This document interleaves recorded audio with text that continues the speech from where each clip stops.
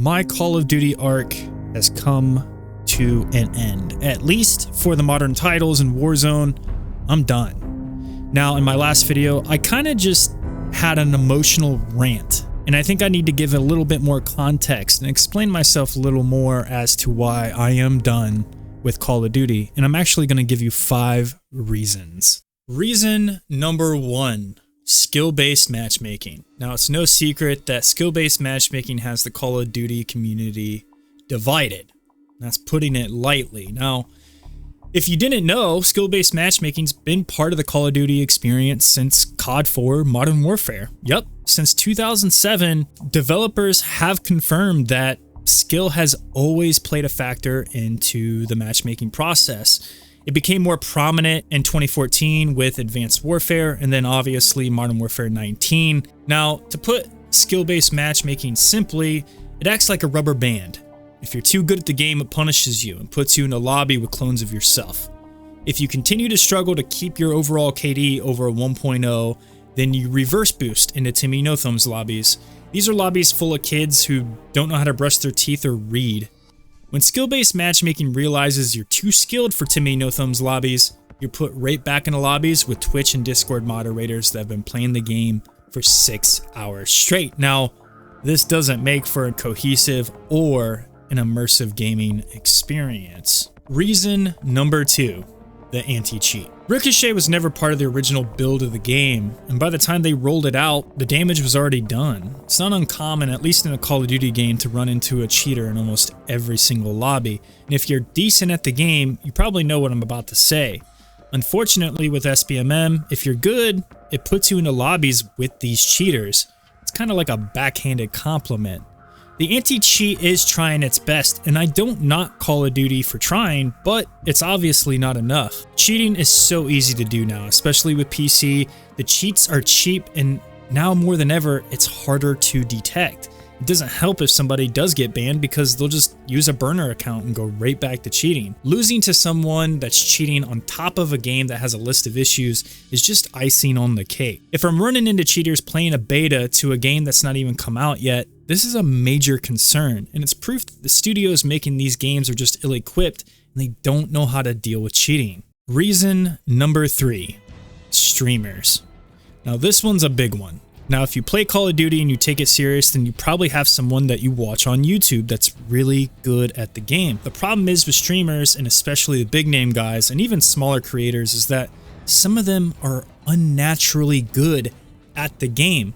I'm talking about perfect positioning, perfect timing, the perfect loadout, no recoil when they're shooting at people, perfect movement, perfect cadence. They don't get nervous. At least from what I see, they're rarely ever fazed by any situation they're in, and they're making plays on a regular basis. Again, I don't have proof that streamers or guys that are really good at the game that post on YouTube are cheating.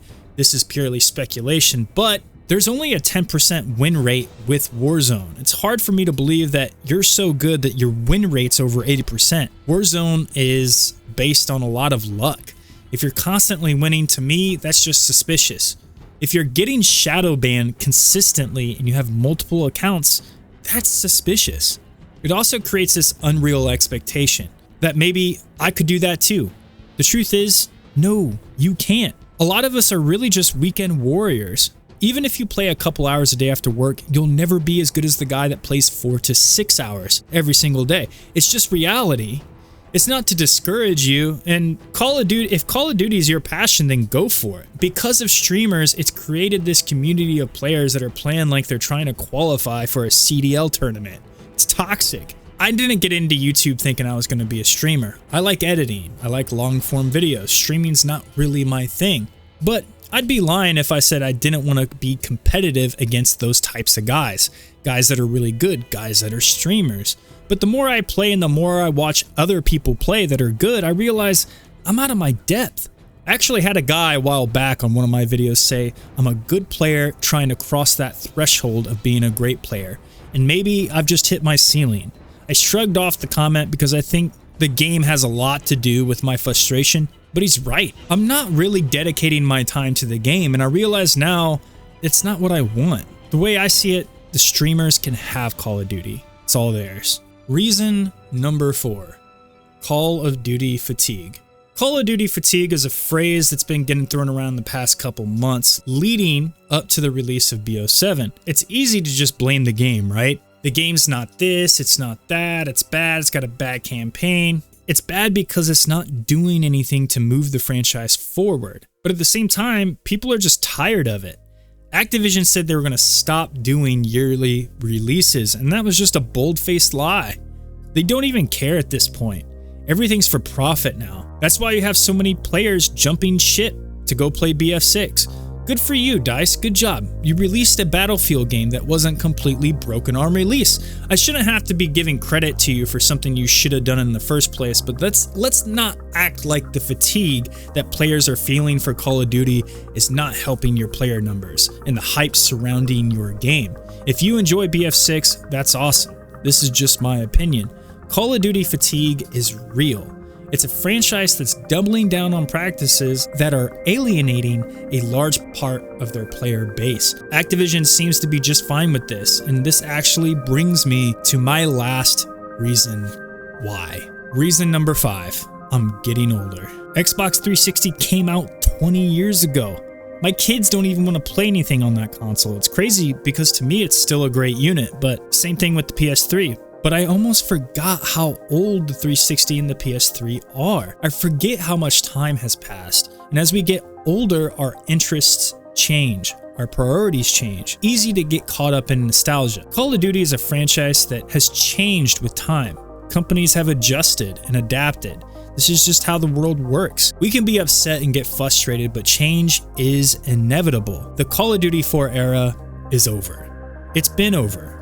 Yes, they rebooted the franchise, and I'm happy about that. I'm happy that we have Modern Warfare 19. Time will not stop for us. Really closes a chapter in my gaming journey. I had the same thing happen to me with Madden. I used to play that game religiously, probably until 2018, and I just got tired of it. A lot of the same reasons that I'm tired of Call of Duty. I've just outgrown the franchise. I remember back in 2011, there's a game that changed my life, and that was Fable 2. Fable 2 changed my life because it was something I had never played before. A background of just sports games and Guitar Hero. Fable 2 was really a deep dive into a different genre. It really made me fall in love with gaming. It made me realize that there's more to gaming than just sports games, shooter games. Outside of Grand Theft Auto, Fable 2 is probably the most important game of my life. And it's because of this game that I've opened up to other games, opened up to other genres. And I think it's really easy to fall into a rut with these shooter games, with these competitive games where you want to be really good, but there's really nothing to gain from it. At the end of the day, there really isn't any money being a professional Call of Duty player. There just isn't. Unless you're a streamer or you're really big on YouTube, there's no money in it. Even if you're really good, Call of Duty tournaments, you have to split it between your team, and it's not a lot of money. It's time to let Call of Duty go. I'm done. I'm done with the franchise. Done playing it, and I'm okay with that. Arc Raiders is getting a lot of attention. Might go back to Counter-Strike. I don't know. I'm probably going to try to play other things because I think Call of Duty's just run its course. That's going to do it for this video. If you liked it, hit the thumbs up for me. Talk shit down in the comments. Until the next one, I'm out of here.